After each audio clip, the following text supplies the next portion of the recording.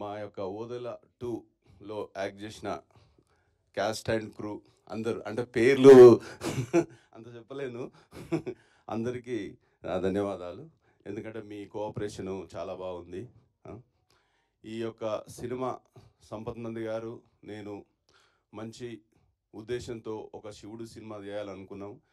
ఒక మంచి టెక్నీషియన్స్, ఏంటంటే ఫస్ట్ మూవీయే ఒక తమ్మన్న గారు, ఒక డిఓపి మన ప్లస్ అజనీష్ గారు, మంచి మంచి టెక్నికల్ వాల్యూస్ ఉన్న ఇంతమందితో వర్క్ చేయడం, అశోకు అలాగే మన తమన్నా, ఇంత మంచి ఫస్ట్ మూవీ ఇంత మంచి ఉద్దేశంతో ఒక శివుడితో, అంటే ఇందులో చాలా జరిగాయండి.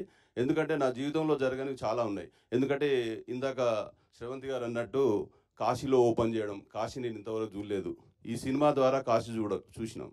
144 ఇయర్స్కి ఒకసారి మహాకుంభమేళ, అక్కడ కూడా వెళ్ళాము. టీజర్ లాంచ్, చాలా సినిమాలు ఏంటంటే ఎన్నో సినిమాలు తీసిరు, కానీ ఇంతవరకు అక్కడ ఒక్క సినిమా కూడా చేయలేదు.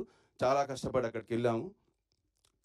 కాబట్టి చాలా చాలా నా లైఫ్లో కొన్ని మిరాకిల్స్ అనుకోండి ఇవన్నీ జరిగినాయి. కానీ ఈ సినిమా ద్వారా నేను ఒకటి ప్రేక్షకులకు చెప్పాలనుకుంటున్నా, ప్రేక్షకులు మహాశయులకు. ఎందుకంటే కొన్ని రివ్యూస్ ఇచ్చారు, ఆ రివ్యూస్ అయితే నాకు ఏం అర్థం కావట్లేదు. ఎందుకంటే ఫస్ట్ సినిమా కాబట్టి నేను చాలా ఆశ్చర్యపోయినా. ఎందుకంటే ఈ మూవీ చూసి బయటకు వచ్చిన ఆడియన్స్ అడిగితే వాళ్ళు చాలా ఎక్సైట్ అయ్యారు. ఒక్కరు కూడా బాగాలేదు అనలేదు. ఈ రివ్యూస్ ఏందో, ఇదేందో, ఈ ప్రపంచం, ఈ సినిమా ప్రపంచం అయితే నాకు అది చాలా కొత్తగా అనిపిస్తుంది. ఇంత ఇంత నెగిటివ్ ఉంటుందని నేను అనుకోలేదు. ఎందుకంటే డిస్ట్రిబ్యూటర్సే చెప్తున్నారు వాళ్ళు ఫస్ట్ డేకు, సెకండ్ డేకు, థర్డ్ డేకు ఎట్లా చేంజ్ అవుతుంది. ఇది ఒక హీరోయిన్ ఓరియంటెడ్ సినిమా కాబట్టి, ఒక హీరో లేడు కాబట్టి మీరు కొంచెం స్టార్టింగ్ థియేటర్ రావడం ఇబ్బంది పడవచ్చు, కానీ రోజు రోజు కంటెంటే నడిపిస్తుంది.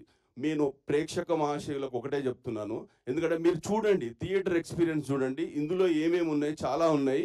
ఈ ఎక్స్పీరియన్స్ మీరు బయటకు వచ్చాక, సినిమా చూసి బయటకు వచ్చాక బాగలేదనండి అప్పుడు ఒప్పుకుంటాను.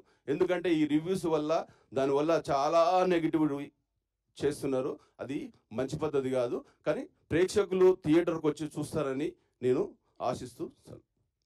సార్ మీకు చెప్పేంత దాన్ని కాదు, బట్ ఫస్ట్ సినిమా కాబట్టి ఒక మాట చెప్పాలనుకుంటున్నా. వాళ్ళు మన సినిమా రివ్యూ చెప్పి ఆ రివ్యూస్ వచ్చిన వ్యూస్ ద్వారా డబ్బులు తింటున్నారు. దానికి హ్యాపీ ఫీల్ అట్లీస్ట్ మన వల్ల అట్లా బతుకుతున్నారని ఫీల్ అవ్వడమే సార్. ఫస్ట్ సినిమా కాబట్టి